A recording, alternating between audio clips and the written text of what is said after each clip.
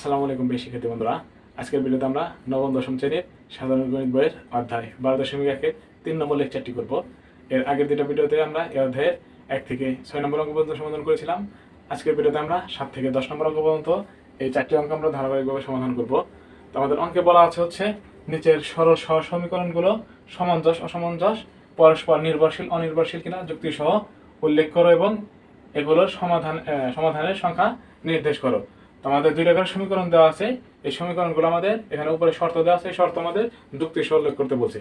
তো এই অঙ্কগুলো করতে হলে আমাদের বইয়ে একটা ছক দেওয়া আছে, এই ছকটা আমাদের মুখস্থ রাখতে হবে। আমি এই ছকটা এখানে তুলেছি। এর আগের দুইটা ভিডিওতে আমরা এই ছকের বিস্তারিত আলোচনা করেছি।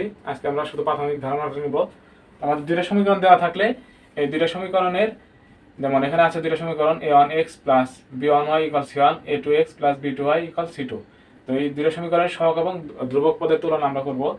x এর সহগের অনুপাত a1/a2 আর y এর সহগের অনুপাত b1/b2 যদি সমান না হয়, দুইটা যদি সমান না হয় তাহলে সমীকরণ জোটটি হবে সামঞ্জস্য, পরস্পর অনির্ভরশীল এবং একটি সমাধান আছে অনন্য সমাধান। আর দুই নম্বরে হচ্ছে দুইটা সমীকরণ দেওয়া থাকবে, দুইটা সমীকরণে যদি x এর সহগের অনুপাত, y এর সহগের অনুপাত এবং এই ধ্রুবক পদের অনুপাত তিনটাই যদি সমান হয়, মানে x এর সহগের অনুপাত ইকুয়াল y এর সহগের অনুপাত ইকুয়াল ধ্রুবক পদের অনুপাত তিনটে যদি সমান হয় তাহলে আমাদের সমীকরণ জোটটি হবে সামঞ্জস্য, পরস্পর নির্ভরশীল এবং অসংখ্য সমাধান থাকবে। আর 3 নম্বর শর্ত হচ্ছে x এর সহগের অনুপাত এবং y এর সহগের অনুপাত যদি সমান হয় কিন্তু ধ্রুবক পদ যদি অসমান হয় তাহলে আমাদের সমীকরণ জোটটি হবে অসামঞ্জস্য, পরস্পর অনির্ভরশীল এবং সমাধান থাকবে না, সমাধান নেই। তো আমরা ধারাবাহিকভাবে অঙ্কগুলো সমাধান করি। প্রথমে আমাদের 7 নম্বর আছে, 7 নম্বরের দুটো সমীকরণ আছে। আমরা 7 নম্বর প্রথমে লিখি প্রদত্ত সমীকরণ জোট। প্রদত্ত সমীকরণ জোট, তো দুইটা সমীকরণ আছে, সেই দুইটা সমীকরণ লিখি -12x প্লাস y ইকুয়াল -1 আর নিচে আছে হচ্ছে x মাইনাস 2y ইকুয়াল 2। তো দুইটা সমীকরণ দেওয়া আছে। তো আমাদের প্রথম কাজ হচ্ছে এই দুইটা সমীকরণের ভিতরে এই x এর সহগের অনুপাত আলাদা করা এবং y এর সহগের অনুপাত আলাদা করা, সহগ পদগুলো আলাদা করা। তো আমরা লিখব x এর সহগদ্বয়ের x এর সহগের অনুপাত a1/a2। x এর সহগের অনুপাত কি ছিল? a1/a2। তাহলে a1 হচ্ছে এখানে -12 আর a2 হচ্ছে এখানে x শুধু x নাকি এখানে 1 আছে একটা, তো আমরা লিখতে পারি -12। আর y এর সহগের অনুপাত হচ্ছে b1/b2। তাহলে আমাদের এখানে আছে b1 হচ্ছে y, শুধু y মানে কি 1 আছে একটা, আর এখানে আছে হচ্ছে -2, তো আমরা পাবো হচ্ছে -12। আমাদের x এর সহগের অনুপাত এবং y এর সহগের অনুপাত কি হইলো? সমান হইলো। এখন আমরা দেখব হচ্ছে ধ্রুবক পদের অনুপাত। তাহলে আমরা লিখব সুতরাং ধ্রুবক দ্বয়ের অনুপাত, ধ্রুবক দ্বয়ের অনুপাত হচ্ছে c1/c2। এখানে c1 হচ্ছে -1 আর c2 হচ্ছে 2 মানে -12। তো আমরা দেখতেছি হচ্ছে x এর সহগের অনুপাত, y এর সহগের অনুপাত এবং কি ধ্রুবক পদের অনুপাত তিনটাই কি সমান। তো আমাদের 2 নম্বর সূত্র এখানে মানবে। আমরা লিখব হচ্ছে -12 ইকুয়াল -12 ইকুয়াল হচ্ছে -12। তো আমরা লিখতে পারি সমীকরণ জোটটি হচ্ছে সামঞ্জস্য এবং কি পরস্পর নির্ভরশীল।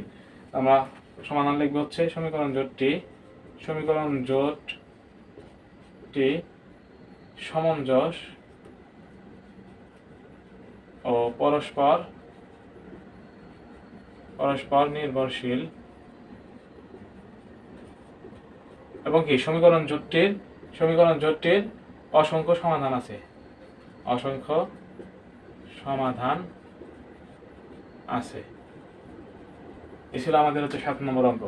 তো এইভাবে আমরা 8 নম্বর 9 নম্বর অঙ্ক সমাধান করব। একই অঙ্ক, শুধু চিহ্ন এখানে পরিবর্তন করে দিয়েছে। তো আমরা 8 নম্বর অঙ্কটা দেখি।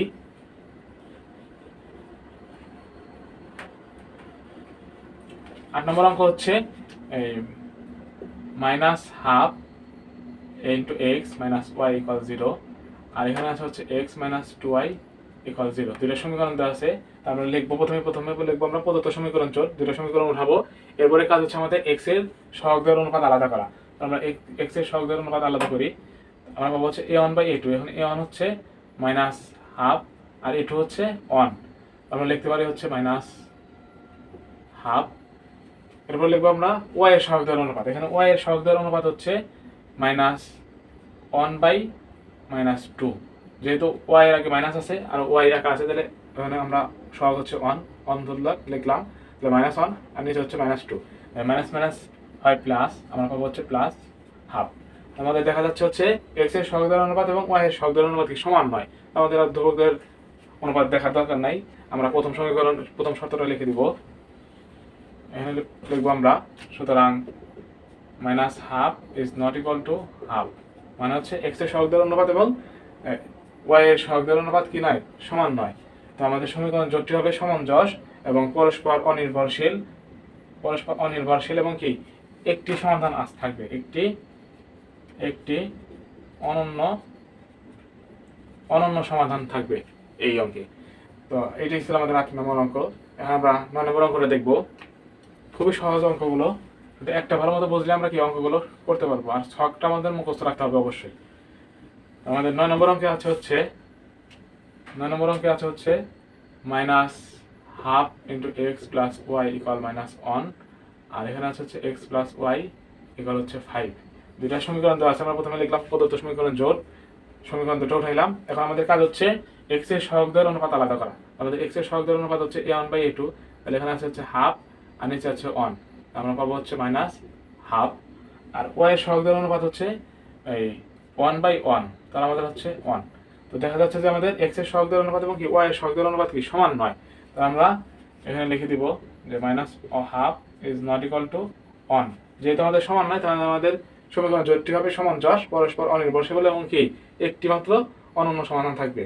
তো এটাই ছিল আমাদের 9 নম্বর অঙ্ক। খুবই সহজ অঙ্ক।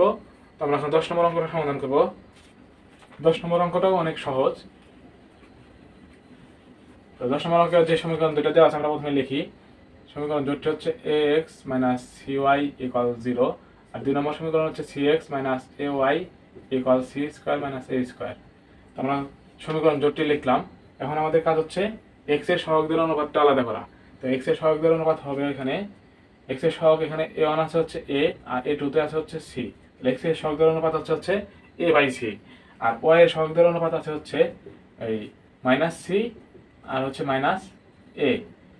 তাহলে আমাদের এখানে দেখা যাচ্ছে যে x এর সহগ দ্বারা অনুপাত এবং কি y এর সহগ দ্বারা অনুপাত কি সমান নয়। তাহলে আমরা এখানে লিখে দিব যে a/c is not equal to -c/a। আমাদের সমীকরণ জোটটি যেহেতু সমান নয়, x এর সহগ দ্বারা অনুপাত এবং y এর সহগ দ্বারা অনুপাত, তাহলে আমরা সমীকরণ জোটটি পাবো হচ্ছে সমঞ্জস, অনির্ভরশীল, পরস্পর অনির্ভরশীল এবং কি একটি মাত্র অনন্য সমাধান থাকবে। তো এই ছিল আমাদের এই অধ্যায়ের অঙ্ক। তো অঙ্কগুলো ভালো লাগলে চ্যানেলটি অবশ্যই সাবস্ক্রাইব করে পাশে থাকবে সবাই। ধন্যবাদ সবাইকে।